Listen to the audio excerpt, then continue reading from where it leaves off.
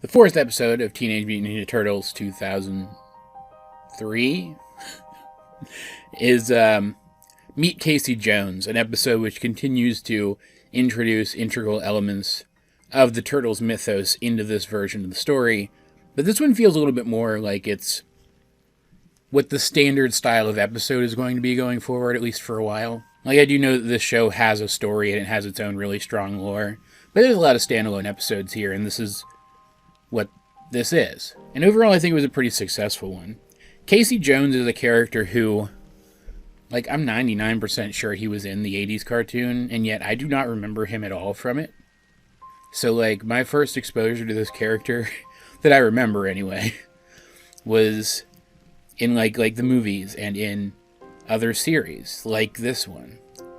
And I've never been particularly fond of the guy. He always felt like he was kind of Raphael light. Kind of like he was just there to be similar enough to the Turtles that, you know, he fit in with them, but also human enough that he could hook up with April O'Neil. Because, like, it always seems like in each and every one of these shows, there's at least one turtle that's kind of got a thing for April, at least a little bit. But, like, it would be weird. It would be weird if something happened. Because, like, these aren't, like, turtle humans. They're, like, literally just big turtles that can walk upright. That'd be weird. Also, the fact that she's usually an adult and they're teenagers. But, like, that's beside the point. They've started scaling back her age in more recent series, so that's not really an issue. I do think it's cool that he commits to his bit so hard, though, Casey Jones, with his whole hockey mask wearing vigilante who wields nothing but sports gear. It's goofy, but it's the kind of goofy that works well in this universe. It's goofy on the same level as giant bipedal Ninja Turtles. Right? I will say, though, the fact that he does come off kind of like Raph Light is made use of in this episode during his introduction. I feel like I gotta say, though, before I start talking about this one, there's gonna be a little bit of content warning in this video. Because, this episode doesn't, like, flat out say a couple of dark things, but it does imply them pretty heavily. So, like, I'm gonna be talking about the kind of violence you don't usually see in a cartoon, as well as sexual assault, but just, like, very lightly implied. Right? Like, it's not very severe. I also kind of feel like the story of this episode, like, literally, I know that some of the stuff with Raphael's attitude does carry into the rest of the series, at least as far as I remember. But, like, I feel like the story of this episode could have been the B plot for a couple of episodes and then graduated to an A plot for, like, a third and still worked. Like, there was a lot here. And usually I have an issue with that kind of thing because it feels like they rushed it, but it didn't really feel like they rushed it here. You totally buy that Raph would understand that what he was doing was wrong, even just by the end of this one episode, just because of the kinds of people he's been raised with. The plot of this episode, though, is that Michelangelo is just humiliating Raph, because while Raph is very powerful, and he's very driven to hurt bad guys, or really anybody you put in front of him in a fight, honestly, Michelangelo is really fast, and he's quick on his feet and clever in battle. He's a hyperactive guy. He doesn't sit still. It makes sense that he'd be able to outmaneuver a bruiser like Raph. But when Raph is so thoroughly humiliated by him, he sees red for a moment and picks up a pipe. And then for a second, it looks like he's gonna just beat the crap out of Mikey. Maybe even fatally with this pipe. And it takes the efforts of the others to stop him and calm him down.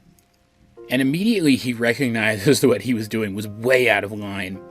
And so he runs off to cool his head and ends up on the surface where he sees some purple dragons following a woman into an alley so that they can mug her. And there's 3 of them and she's boxed in. And this is where that second content warning comes in. It really feels like they were very lightly implying something here. Something darker, something that maybe, because I know a lot of these episodes are based on comics, maybe the comics that this is based on implied it a little more strongly. But, like, the way they animate this woman, the way they have her voice actor play the role, she seems just, like, existentially terrified the moment she sees these men. And they say, if you give up the purse, we won't hurt you much. And it just feels like they were saying something without saying it, because this is still a kids' show, and yet they're trying for an edgier, realistic edge. I'm not sure how I feel about that. If I'm right, I could be reading into things too much. I tend to do that. If you have seen any of my content, you know that. At the very least, though, I think this is the kind of thing that would go way over the head of any kid and many adults who watched this episode. So it's not like something I feel like I have to worry about. It's just, it was an odd feeling, an odd vibe to get from the scene. We also, in the midst of all of this, visit the apartment of Casey Jones and hear a news report about a masked vigilante who's been giving the Purple Dragons trouble. And then we see Casey Jones. I'm always going to call him Casey Jones because he calls himself Casey Jones. We see him suit up as that vigilante and head out to give the Purple Dragons trouble. And so he shows up right before Raph, who's watching all this happen, can save the woman. He shows up to save her. And he fights the Purple Dragons back and he runs them off. But it really does seem like, because he catches up with one of them, it really does seem like he's about to do the same thing to this guy that Raph almost did to Mikey. And so Raph, being someone who has this issue but is not a bad person, applies the lesson of balance that Splinter has always tried to teach him to help him deal with his anger. He applies it to the situation and he tries to impart it to Casey Jones. But Casey Jones is not here for that. He shakes Raph off and goes after these guys. And it's very clear from his language that he intends to kill these guys if they push him to that point, or maybe even if they don't. Or at the very least, even if that's not like his intention, he has no qualms with it. And I'll just go ahead and spoil it right now. We find out it's because when he was younger, and you can tell his family's not super well off to begin with, when he was younger, the Purple Dragons tried to shake down his dad for protection money, that classic. And when his dad wouldn't, or probably more reasonably couldn't pay, they burned down his shop. They destroyed his livelihood. I thought, based on a flash of the flashback that we got earlier in the episode, that we were going to find out that one of his parents died in the fire, because I don't really remember this episode from when I was younger. That wasn't the case, but still, losing your livelihood is effectively the same thing as losing your life if you don't have anything to fall back on, right? It's implied that it's kind of a miracle that Casey Jones is still around at this point. So I get it. I get wanting revenge on these guys. And at the very least, he is trying to do good. He still saved that woman. It's not like he used her as a distraction and snuck up on them or something. He declared himself, and he fought them off of her. He is still a good person. He is trying to do a good thing. And Raph recognizes that because he sees a little bit of himself in the guy. And also he can hear what the guy is saying and see what the guy is doing and see that he's at least trying to be a good person in this. So he and Casey fight a bit, and this is one of the things I find a little ridiculous about Casey Jones. He's often portrayed as if he is more or less equivalent to one of the turtles, at least at first, before they start to get stronger. I didn't really get that sense here, though. I got the sense that Raph was defending himself and pushing back, but he wasn't really going all out, right? And I like that. I like Casey being competent, but he's just a thug who swings big sticks at people. He should not be the equivalent of a trained ninja. And when he does eventually run off, he says, hey, if you want to finish this, meet me this Friday at such and such. I don't remember exactly what he said, but it doesn't matter. One of the Purple Dragons hung back, though, and they hear him say this. So now they know where he's going to be at a specific time, which is very bad for him, because so far he's been taking on like the floaties of their group. He hasn't really had to deal with the whole thing. And Raph wants to go. He wants to go to help this guy. And you can tell that all of this is him trying to reconcile what he did at the start of the episode and make up for it and grow to be a better person, spurred on by the memory of that event. Like, there's even another time in the episode where he sees Red again, and he manages to wrestle it under control.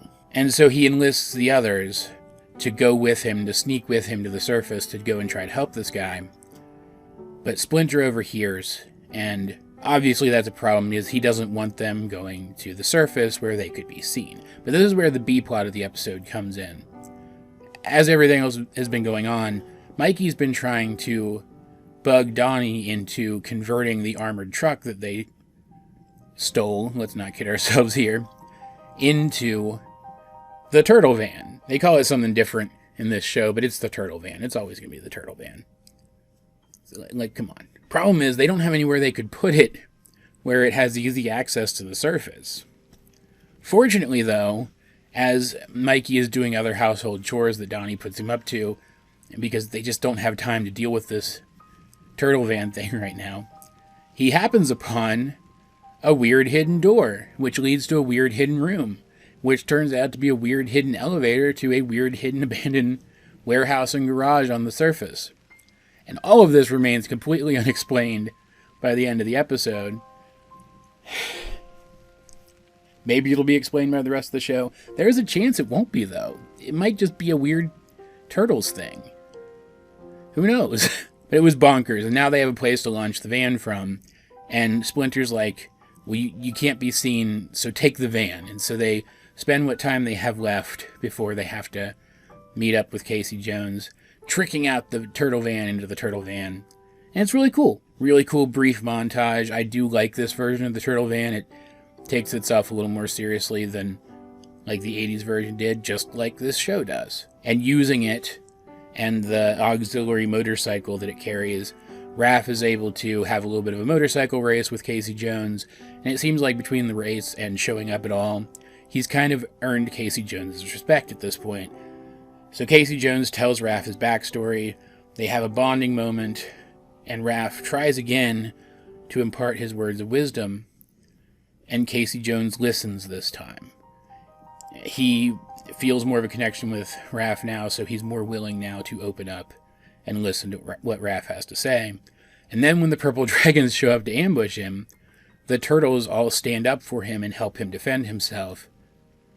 And it's just a really cool moment. Like, there's even a moment in the fight where Leo manages to pull off a split kick move that he's been having trouble with. They showed it earlier in the episode. And, like, the others are so happy for him. It's just a cute little family moment in the midst of all of this. And it's so nice that these characters act as each other's support network. Raph realizes he has a problem, the others realize he has a problem, but they're all willing to support him and he accepts their support. And you can feel the familial bond between them here. Really strongly. I also liked Mikey more in this episode. I mentioned in some of the past reviews that he doesn't feel comedic enough in this show yet. He felt a little closer to what I expect from Mikey here. So I was pretty happy about that. Overall, this is just a good episode. It has a clear moral, and it has a clear, like, morality play episode structure to it, but it was still a fun episode with good interplay between the characters, and I think the moral is a good one. Restrain yourself, find balance. Don't go too far with things without thinking about them first. Be careful. Be careful. Really basic, but it was presented in a really entertaining package. And if the thing with the weird elevator in the lair is setting up for something, because I don't remember this element of the show at all, it could be something really cool, so I'm looking forward to seeing if that's the case. I liked it a lot. If this is an example of the, like, standard filler kind of episode we're going to get from this show, I think we're in for a pretty good time. All that said, though, guys, what do you think of the Teenage Mutant Ninja Turtles 2003 episode, Meet Casey Jones? If you have seen it, let's get a discussion going in the comment section down below. And while you're down there, you might as well like the video, share it with anyone else who you think would enjoy my content, subscribe if you haven't. You can also check out links to my various social medias as well as the many ways you can help out the channel. Those will be in the video description, but either way, this has been AJ22, and I will talk to you guys later.